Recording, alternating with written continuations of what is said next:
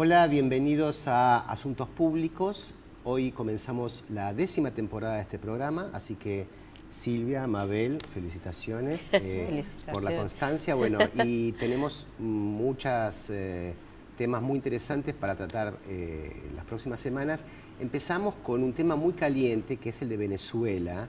Se ha cumplido en estos días el primer aniversario de la muerte de Hugo Chávez y además un mes de violentas rebeliones antichavistas, antigubernamentales en Venezuela. El presidente Maduro suspendió su visita a Chile por la situación. En fin, es una situación muy delicada. Hoy vamos a tener un informe documental sobre el tema.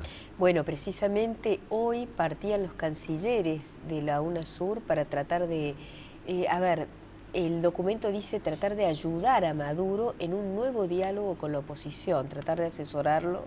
La situación realmente es muy comprometida, 20 muertos, una crisis importante y da la sensación de que no ha logrado controlar la situación. No, asesorarlo y además apoyarlo, ¿no? Porque no es solo un asesoramiento, porque la declaración que han dado los cancilleres ha sido muy rotunda. Sí. Muy rotunda la opinión de la presidenta Bachelet, de la presidenta Dilma Rousseff. Han sido muy claros en que no van a avalar ningún proceso de interrupción no constitucional, no por la vía constitucional, en ningún país de la región. Y me parece que esto es muy importante, porque lo que estamos hablando es, hay instalado una mirada de la poco margen con el cual el presidente Maduro ganó las elecciones de hace un año, poco menos de un año, y eso es como una fuente de supuesta legitimación para el descontento y las manifestaciones en la calle, pero lo que se omite en general de volver a refrescar es que en diciembre pasado, nada menos que en diciembre, hubo elecciones de gobernadores y de alcaldes en toda Venezuela y el oficialismo ganó con el 70%, con lo cual no estamos hablando de una paridad, sino que hubo luego otra legitimación. Y entonces ciertamente hay un sector de la población muy irreductiblemente contrario al proceso bolivariano, que ha salido a la calle de una manera muy virulenta. No hay, no es un tipo de organización política tranquila o pacífica, estilo, bueno, las protestas en España contra las medidas de ajuste, por ejemplo, que viene implementando el gobierno español. Mabel, vos entrevistaste al que tal vez sea uno de los mayores expertos en la cuestión venezolana en la Argentina, Modesto Guerrero. Modesto Emilio Guerrero, autor de una biografía muy importante de Chávez. Bueno, vamos a la entrevista que le hiciste, a la primera parte donde se explican muchos antecedentes de lo que está ocurriendo en este momento en Venezuela.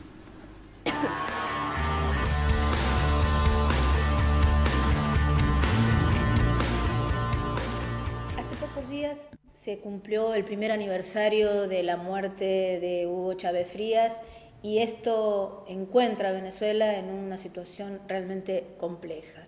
Queríamos preguntar a Modesto Emilio Guerrero cómo ve hoy la situación de su país.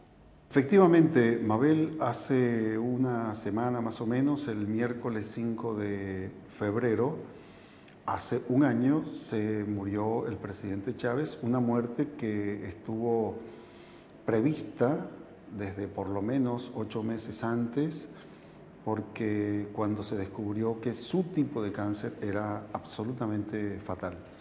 Sobrevivió, hizo la campaña, es heroico lo que hizo y terminó desgastando la capacidad de reaccionar biológicamente. Pero yo quiero decir algo aunque suene duro, pero yo quiero y debo decirlo. Mi opinión firme, plena como la luna llena, irrevocable, absoluta, total, es que en ese escenario que obligaría a convocar, como manda la Constitución de nuevo, a elecciones presidenciales, ustedes elijan a Nicolás Maduro como presidente de la República Bolivariana de Venezuela. Y el país que tenemos hoy, 10 meses después de su muerte y la elección de Maduro, Es el país que corresponde al grado de odio que él concitó en una parte de la población venezolana e internacional de los gobiernos. Él fue una personalidad que que tuvo una impronta que podía ser odiada o amada, pero no evitada. Y el 36%, que es la votación dura, la parte dura de la población de derecha u opositora, en Venezuela son más o menos 4 millones de personas adultas. Esas 4 millones de personas no lo soportaron jamás. Se murió Chávez, se acabó todo, se acabó el chavismo. Desde el año 2001 en adelante, jamás. No hubo posibilidad de construir hegemonía sobre estos sectores. Sobre esos sectores no, la hegemonía se construyó sobre el resto de la sociedad. Del comandante supremo nos dejó a su hijo Nicolás y nosotros tenemos que seguir con este socialismo y esta independencia y esta revolución. Para adelante, de ninguna manera. Esa hegemonía está en cuestión, o sea, se ha debilitado, pero no se ha quebrado. No puedes atender a 10 millones de empobrecidos y a 4 millones de clase media al mismo tiempo, no solo por razones económicas. No hay gobierno que pueda hacer eso. A Europa le costó más o menos 40 años, 30 años para salir en forma equilibrada de las locuras de la preguerra y la guerra, Segunda Guerra Mundial, y tener un estado de clases medias equilibradas. Bueno, en los países oprimidos, atrasados, tarda más. Hay mucha resistencia también sobre la figura de Maduro, ¿no? También en la base que votaba el chavismo. Pero es distinto, claro. ¿Por qué? Porque a Maduro la derecha lo ve como un pobre loco. No lo odia, lo ven como un pobre loco. Ni siquiera llegan al grado de sentimiento. Con Chávez era odio de raza, odio de clase, odio ideológico, odio moral, todos los odios juntos humanos metidos en la descarga que le hacían a él. Con Maduro no es odio. En todo caso, el odio se expresa a través de la subvaloración. Desprecio, ¿no? El desprecio, es un pobre loco, es un chofer. Entonces se traduce en debilitamiento para Maduro, porque efectivamente no es Chávez. Y al no ser Chávez en su compostura, su discurso, su formación intelectual, su capacidad de generar iniciativas, porque genera, pero no con la suficiencia de Chávez, ni la impronta de carisma que colocaba Chávez en la población, no solo chavista, también en la otra, impactaba. Bueno, eso no se compra en la botica, eso se gana, se construye, y ese es el periodo en el que está Maduro. ¿Y por qué este momento de recrudecimiento de la protesta de distintos sectores de la oposición? El 4 de enero, Voluntad Popular, el partido de Leopoldo López, hizo un plenario tras la derrota en las municipales. Eso es un hecho fundamental, ¿no? Ese es el disparador emotivo, pero en realidad son más cosas, pero es el disparador emotivo. Ellos se prepararon para ganar y podían ganar, porque las alcaldías, los chavistas alcaldes son muy malos, la mayoría, muy malos. Entonces el resultado es directo en la población. Y nosotros también creíamos que iban a ganar la oposición. Bueno, fueron arrasados, 73% de las alcaldías quedó en manos del chavismo, pero las gobernaciones quedaron 85% en manos del chavismo.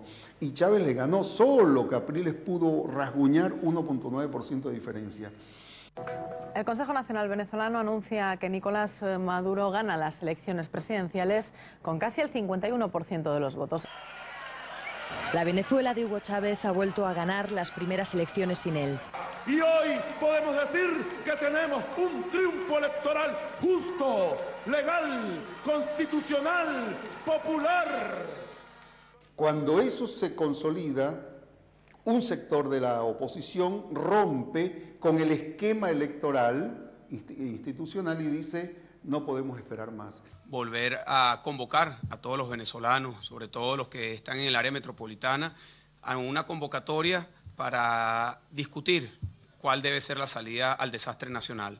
Recibe el apoyo internacional de dos factores y con eso, prevalidos de eso, y unos 2.000 muchachos de la universidad, de 4 universidades privadas y de una pública neoliberalizada, se lanzaron a una escalada de violencia entre enero, preparada en enero en ese plenario, y comenzada en febrero, 4 de febrero, un mes exacto. comenzó la escalada. 6 de febrero intentan incendiar la casa del gobernador de la ciudad, que está al lado de Colombia. 7 de febrero comienzan a incendiar Mérida, al lado del Táchira, 2 ciudades andinas, y el 12 la gran marcha de 8.000 a 10.000 estudiantes en Caracas. Ahí incendiaron 137 edificios públicos, 3 estaciones de metro, 19 carros policiales y transporte público. Ahí apareció el primer muerto, que es un cuadro político nacional del chavismo, y luego, una hora después, muere uno de ellos, y ahí comenzó la escalada. En total, 18 muertos en más o menos 9 días. De los muertos, hay chavistas y antichavistas. La orden del gobierno fue no disparar. Algunos guardias nacionales lo hicieron y están presos ahora, por incumplir la orden. Pero ahí se generó el desbancamiento, lo intentaron. Esa azonada, que llamo rebelión, terminó en aventura, rebelión de derecha, terminó en aventura, fracasada, pero no derrotada.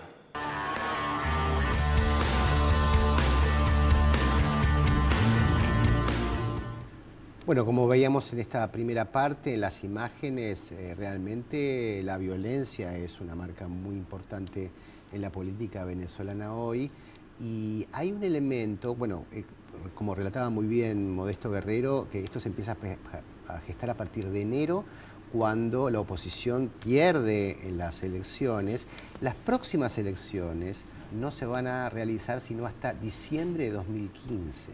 Esto es lo que explica en parte, según algunos analistas, que la derecha o la oposición al chavismo haya perdido la paciencia y se haya volcado a la violencia, ¿no? También se monta en una situación económica que deja mucho que desear. Exacto. La inflación en Venezuela es del 56% anual, la pobreza ha escalado muchísimo, no hay planes ya sociales que la puedan sustentar, los casos de corrupción son notables, o sea que también hay algo, si bien es cierto que las protestas no pueden tirar abajo los gobiernos constitucionalmente elegidos, los gobiernos constitucionalmente elegidos también tienen que dar respuestas a situaciones graves. La situación de Venezuela da la impresión que es una situación muy grave. Y muy grave además porque lo que no han logrado en estos años es, por ejemplo, cambiar la matriz productiva de Venezuela, la matriz rentista, la matriz de que Fernando Coronil, un gran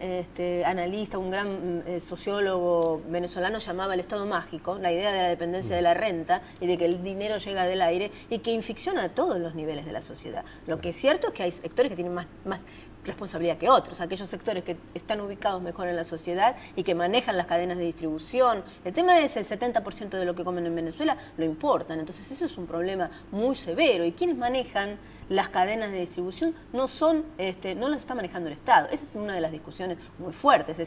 Hay un punto de inflexión donde o el proceso avanza a profundizar el esquema socialista o el esquema de distribución comunitaria o tiene que negociar en algún punto con estos sectores que todavía manejan estas áreas de comercio y las quieren seguir manejando. Uno ¿no? podría pensar que aquí la política y la economía están vinculadas, ¿no? Porque a mí se me ocurre pensar el recrudecimiento de la inflación y de la crisis económica como parte de la disputa política por la repartición de la renta, de la enorme renta petrolera, en el que el chavismo, bueno, ha hecho cambios importantes y sobre todo a través de las nacionalizaciones masivas de industrias, ¿no? Entonces aquí hay, como la política y la economía me parece que son conflictivas ambas porque están, bueno, sentadas en un lago de petróleo literalmente, ¿no? Inflamable, ¿no? Claro, algo así. También hay otro dato, me parece que tampoco podemos endiosar al Estado como que da la respuesta a todo. Nosotros conocemos por lo menos un caso bien en la Argentina, que es lo que pasó con Sidor. Sidor, cuando estuvo en manos del grupo Techín, no para endiosar a Techín, ni mucho menos, era una empresa que funcionaba. Es tremendo lo que ha pasado con Sidor.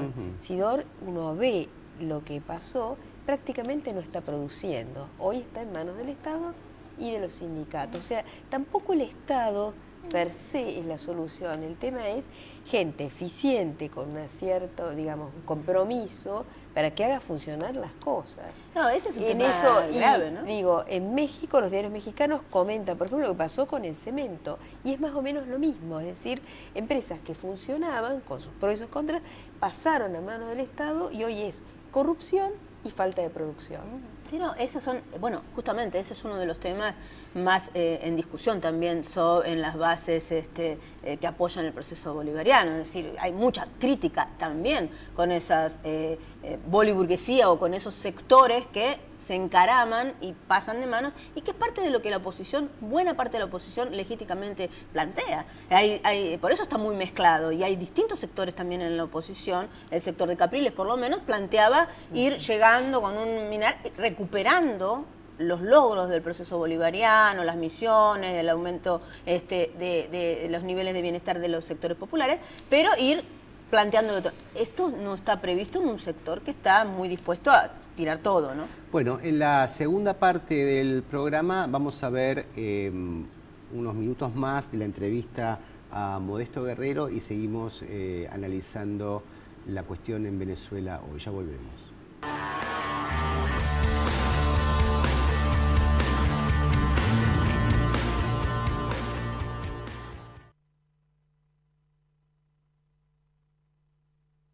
¿Querés viajar? Hacelo con Quiero. Canjea solo puntos o combina puntos, pesos y cuotas. Ingresá en quiero.com.ar y empezá a vivir tu viaje. Inscribite ya y disfruta tus vacaciones. Banco Galicia, cada día más. Hay algunos que le ponen nombre a su auto. Por ejemplo, la nave, la naranja mecánica o el perla negra. Y nosotros le pusimos nombre a la manera de tener tu auto. Leasing, de Provincia Leasing. Porque, por ejemplo, cada 1.000 pesos de su valor pagas 19 pesos por mes. Y además se otorgan 24 horas. Acordate, leasing es Provincia Leasing. Banco Industrial, el banco de los que hacen. ¿Un instrumento? La guitarra. ¿Mermelada favorita? Rosa mosqueta. ¿Una prenda de mujer? Tanguita. Moscardelli, ¿probó con Quiniela Plus? Con Quiniela Plus tenés un pozo mínimo asegurado de 1 millón de pesos y podés ganar con 8, 7, 6 y 5 aciertos. Lotería de la Provincia. Aceitera General Dehesa, una empresa argentina que exporta al mundo la riqueza del campo, abriendo nuevos mercados internacionales para el país y la provincia. Grupo Petersen, desde 1920, construyendo el país.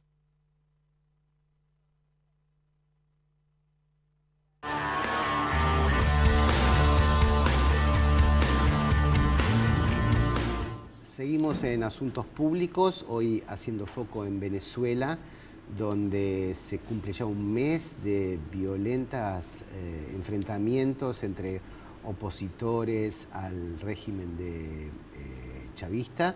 Y bueno, habíamos visto la primera parte, Mabel, vos le habías entrevistado a Modesto Guerrero, y estábamos hablando de la política y la economía. Vos, Silvia, señalabas que la economía venezolana está en serios aprietos, y uno podría contrastar un proceso similar, digamos, ideológicamente como el de Bolivia, donde las empresas han sido nacionalizadas, pero la economía de Bolivia está funcionando muy bien, hasta es elogiada por el Fondo Monetario Internacional, irónicamente, ¿no? Sí, paga las tasas más bajas de la región en los créditos que toma, y además hay que rescatar del gobierno boliviano, tal vez por la cultura particular de Evo Morales, que habría que agradecerle, no se han conocido casos de corrupción en Bolivia.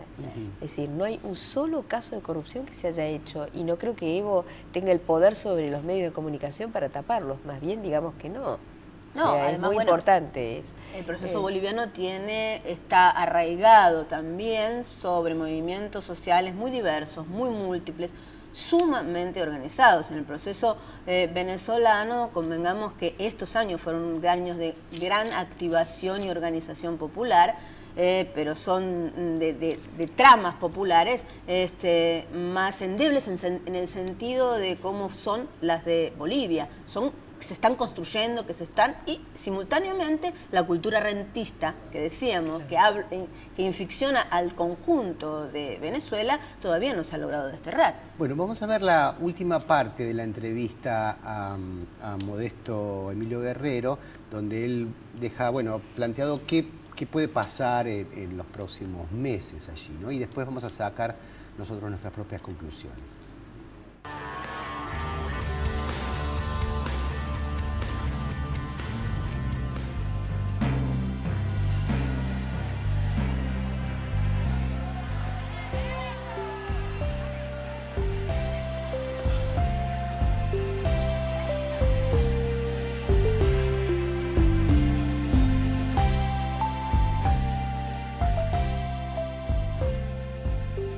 pueblo en este tiempo, o sea, cuando el chavismo se configura como expresión política, ha conseguido un protagonismo que algunos teóricos de las ciencias políticas llamarían la socialización de la política, ¿no? Y eso ha sido posible con el chavismo. O sea, hoy cualquier persona de a pie es capaz de discutir sobre constitución, sobre leyes, sobre derechos, es consciente de su derecho y de su papel como sujeto, ¿no? Como sujeto político, sujeto social. Yo creo que sin duda nosotros pasamos por el momento más duro de estos últimos 20 años de historia política venezolana, 20 desde que nuestro comandante se alzó en armas en nombre de un pueblo indignado, 14 desde que tomamos el gobierno, que es otro escenario y es un escenario para hacer la revolución, y creo sin duda que estamos en un momento muy complejo, pero las revoluciones se hacen de eso, de momentos complejos y de crisis de crecimiento. ¿Cómo está justamente la situación al interior del chavismo? Delicada, porque están atacándolo muy duro, porque hay muertos y eso impacta sobre la psiquis, la emocionalidad, el sentido de equilibrio en la gobernabilidad. Y porque lograron una cosa, fueron derrotados en esta primera sonada, frenados, derrotados no, pero lograron una cosa, instalar el temor. La mayoría de las urbanizaciones, paradoja de la clase media, de ellos y del chavismo, están aterrorizados. Porque la clase media se aterroriza con esas cosas, no está acostumbrada a la militancia de derecha o de izquierda. Están aterrorizados, gente de ellos y gente del chavismo. Entonces el chavismo está recibiendo el impacto. Sus movimientos sociales son 70 y pico, el gobierno y sus dos componentes centrales, las Fuerzas Armadas Bolivarianas y el movimiento bolivariano, que son cientos de miles, están muy impactados. Habrá que ver qué hace el gobierno y cuánto hace la oposición presionando, taladrando la gobernabilidad en los próximos semanas y meses para averiguar o evaluar en cuánto se resiente el movimiento chavista abajo y las Fuerzas Armadas, las dos claves, las dos columnas de la gobernabilidad. Claro, ¿y cómo es la discusión entonces sobre las libertades públicas, la cuestión de la expresión del descontento? ¿Cómo son los canales democráticos institucionales para ir llevando esta situación por otro carril? Primero, los organismos institucionales que funcionan en Venezuela, son 5 poderes. Esos organismos tienen vehiculizaciones, espacios. Segundo, las mesas, se instalaron mesas para la economía con los empresarios que no participaron de esto, y para los sectores de los partidos de oposición, para los alcaldes y los diputados. Y el que falta es el que le daría más fuerza y moral al chavismo para defender su democracia, que es el movimiento social. Tiene que haber una política para el movimiento social, sin el cual ni hay votos ni hay defensa. Bueno, y la otra es las Fuerzas Armadas. Las Fuerzas Armadas, que son bolivarianas, están muy politizadas felizmente, y son de izquierda, tienen que ser preservadas de la conspiración soterrada que están haciendo para ver cómo captan cuadros. Ahí nacen los peligros.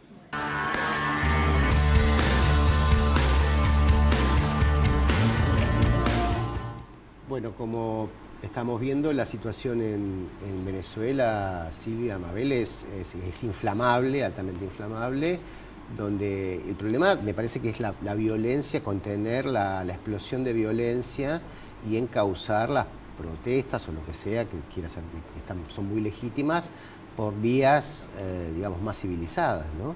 Un poco hablando en comparación, tenemos hoy en el escenario internacional la situación en Ucrania, por ejemplo, donde también se ha desarrollado la violencia, pero ahí ya hay una situación geopolítica mucho más complicada porque interviene Rusia, Estados Unidos, ya es una cuestión, afortunadamente Venezuela está circunscripta a un carácter nacional o regional, pero también hay situaciones como la de España, ¿no? Donde hay, bueno, oposición, hay una situación económica gravísima con una recesión y una desocupación tremenda, también corrupción, pero bueno, la oposición, y una situación además de las autonomías, una situación política muy complicada, pero donde la política se encarrila por carriles más civilizados, ¿no? En ese sentido es muy importante que los cancilleres de la UNASUR hayan acudido, como decía Mabel, tanto en apoyo como asesoramiento a Maduro. Es una respuesta importante por parte de la región cuando hay un conflicto en uno de los países. Me parece que esto es interesante como, digamos, reacción, ¿no?, por parte de los pares de América Latina. No, y sobre todo para desarticular ciertas perspectivas de núcleos muy irreductibles que están intentando en este momento generar un proceso de violencia creciente que permita, en algunos fantasean la intervención militar, incluso extranjera. Hay un sector, un núcleo que está tratando de apostar a que la violencia haga insostenible y haga necesaria la intervención internacional. Entonces, ese juego es el que se está intentando desarticular. Dentro de la oposición venezolana también hay diferencias y también hay miradas distintas, miradas de tiempos, de cómo lograr transiciones o formas políticas que supongan de qué manera toma un curso en una construcción donde hay una sociedad muy partida, ¿no? Es decir, muy partida, no en proporciones exactamente iguales. Lo que hay es un núcleo muy fuertemente adherido al proceso bolivariano, muy fuerte y muy comprometido, y un segmento muy irreductiblemente anti-chavista, también, bueno, no de tamaños equivalentes. Después hay un sector en el medio que está mirando. Y ya con esto terminamos esta misión, iniciamos el 10º año en el aire. Esto fue Asuntos Públicos. Hasta la semana que viene.